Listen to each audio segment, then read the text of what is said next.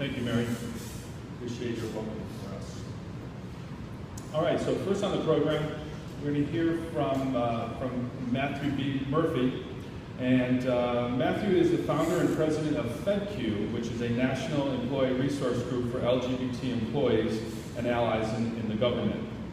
Matthew is also the director of the Office of Equal Opportunity at the Equal Employment Opportunity Commission, EEOC. There he oversees the agency's internal complaint processing program and affirmative employment programs.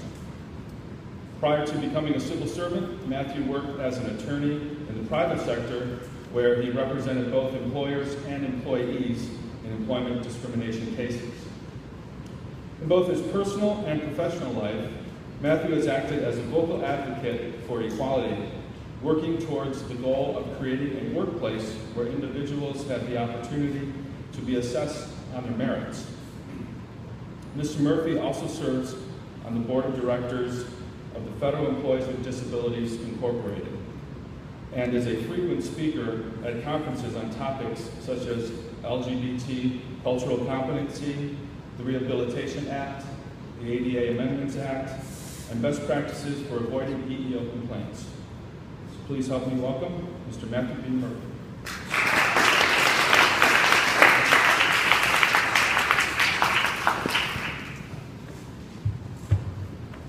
John, thank you very much for that introduction. Thank you to Ms. Fletcher for being here. Thank you to my distinguished panelists. This is a huge honor to be here, and I was somewhat shocked to be invited to be the keynote. So in connection with that, I also want to thank Amelie, who is a huge asset to our community and a huge advocate for LGBT rights. So I want to start today just talking about LGBT rights in the context of human rights. LGBT rights are human rights. We are not a Western construct. We are not something unique to the United States. We've existed cross-culturally and trans-historically. We've used different terms to identify ourselves, but we do have one thing in common. There has been, again, throughout history and across cultures, objection to our very existence. And much of the objection to our existence is related to, as evidenced by political and judicial discourse, the fact that our sexual relationships call into question the natural order of male dominance. And so many of us who looked at this and studied this for many, many, many years have realized that discrimination against LGBTs is really a form of sex discrimination. The courts have slowly caught on to that and continue to catch on to that. So today, we're in a position where we know and we understand, and the courts understand, that gender identity discrimination is in fact sex discrimination under Title VII. We're working towards expanding that view to encompass discrimination on the basis of sexual orientation. And for those of you who work in EEO offices or work for the federal government, you should be aware of the fact that, per the EEOC's guidance, if you contact your EEO office and allege discrimination on the basis of sexual orientation, you should be given the right to file under 29 CFR 1614 under Title VII, because your claims could ultimately be construed as sex discrimination under Title VII. So that's important. So in this context of LGBT rights as human rights, we know that around the world we have been discriminated against in employment, in housing, in our familial relationships, in our right to travel, in our rights to association.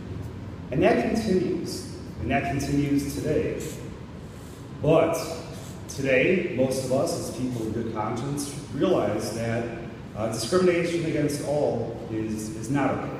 It's not okay with respect to religion, with respect to sex, or with respect to LGBTs. At the federal government, things are far, far, far from perfect. But we've come a long way from 1947 when President Truman issued an executive order declaring essentially that we're unfit for employment in the federal government. We've made significant progress. A lot of that progress was mentioned by John. Much of it will be discussed later. But it is important to know. And so I want to talk a little bit about Pride now. A lot of people ask, why do you celebrate Pride? Are you really that proud? I'm not so proud to be straight. I don't run around, with a flag saying I'm straight and I'm so proud. But what is pride? And then, I looked up the definition of pride is a feeling of honor and self-respect, a sense of personal worth. And so many of us, unfortunately, have grown up learning, being enculturated to feel shame. Shame as in we are doing something bad, we are doing something wrong, we are not right for being who we are. And so in response to that, we decide we feel proud. In response to the shame, our legal, cultural, educational, social institutions have made us feel, we banded together. We're unified in this oppression, just like every other group. We didn't wake up one day and say, you know what, I'm gay. Hey, you're gay. Let's form a group. Let's bond. Let's unite. No, it's actually a response. Just like with every other group, it's a response to historical oppression. So we unite, so we could have the same rights everybody else does. But that's why we have pride. And some people, ask, and I even joke that, I was asked to speak at a lot of events this month for pride, and most of them I had to turn down because of other commitments. But I joke with my friends and like, wow, this is a lot. It's really difficult to be proud for a whole month, And I wish, is there a store? Is there somewhere where we could buy some of this pride? Because, it does get a little exhausting. And I am proud, of course, but it does take a lot of energy to be that proud for 1 month. But people do wonder, why do we celebrate this? Why do we have this Pride Month? And it is an opportunity for us to feel okay with who we are. When I started practicing law, I was at a law firm that I went to. I had an offer to make between double and triple the salary I accepted at this law firm. And I went to this law firm because one of my mentors, who was a federal judge in the Sixth Circuit, said to me, this is a great firm, excellent reputation, and they have 2 openly lesbian partners in this firm, which was very, very rare. In Cleveland, we had one partner that was well known, who was open, he was a member of the HRC, and he was kind of looked at by all of us as this anomaly, this hero, this mysterious figure. Who was he and how did he do it? But this firm, 2 open lesbians. I was thrilled. I went there, I interviewed. This didn't come up at all.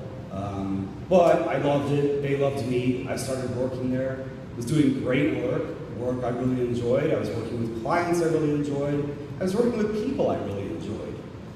And we had a welcoming dinner for me and a few others who started. And so we're at this dinner. Some of the partners left early, and after a few drinks, a couple of the guys and a couple of the females decided to pull me aside and kind of warn me. Because they had noted that I had developed a close connection with Karen and Karen. And they wanted to make sure that I realized they were dykes. And I may not want to associate myself too much with them because people might start to think I'm a fag. And that probably wouldn't be good for my career. Particularly since I wasn't married, didn't have a girlfriend, didn't want to be in a position, where I gave people to be suspect. Because I already had experiences. I wasn't married, I didn't have a girlfriend, and didn't talk about dating, and then here I am with these 2 dykes. So quickly, I realized that this was an environment that wasn't necessarily positive for LGBTs. And I continue to hear comments like this on a regular basis, not just directed to these 2 women, but to others. Karen and Karen were incredibly strong people, much, much stronger than I was at the point. And this really had an impact on me. It was very difficult for me to go to a place to work where I realized I had to hide who I am. On the weekends, I would have to worry. There were certain neighborhoods in the community where you had LGBT bars, well, mostly gay bars. We sometimes self-segregate, which was something I never fully understood. But anyhow, we would. So you'd go to these gay bars, and I would be very nervous walking out. And I would, put a hat on, put the shades on, and I would be nervous because it would have been a very serious problem if some of the partners at my firm saw me coming out of one of these bars. So that was sort of the circumstance that, I was in, and at this point, I had already realized that there were other LGBTs, because when I was a kid, when I was in high school, I thought I was the only gay person in my community. I remember working at a pizza shop. This guy made a comment once, and he said, "Oh, that guy was a fag." I'm like, "Yeah, you say that about everybody, whatever." He's like, "No, he was a real one. Like, he has sex with men." And I was so excited. I was like, "No way. There can't be someone in my town in Ohio who is gay." And so I'm trying to think, like, how do I find this guy? Like, what kind of excuse do I use? And, I'm relatively old. I was born in 1973, but, we're not talking about 1900. I found some excuse, and I ran out there, and I'm looking all over because I wanted to talk to this guy and see if he was real, but of course he was already gone. But just knowing it was somebody else, that made me so excited. And I went back and I kind of talked to the guy, like, "So were you serious? You really think, he's gay, isn't gay, like he has relations with men?" And I hoped every day that he'd come back in and I could find a way to sneak out and talk to him about it, because, again, I thought I was the only one. So this is part of why we feel pride. And it's important, and it's still important today. There are parts of the country where a lot of LGBTs just don't feel comfortable being out. It's true in DC. We can still be fired in, I think, 23 states, and you can probably correct me if I'm wrong. But we are making progress. We have an incredibly supportive president. We have an incredibly supportive team of people at OPM. Sherilyn Wong has been a tremendous leader in our community. There are others at OPM. Director Archuleta has been very supportive.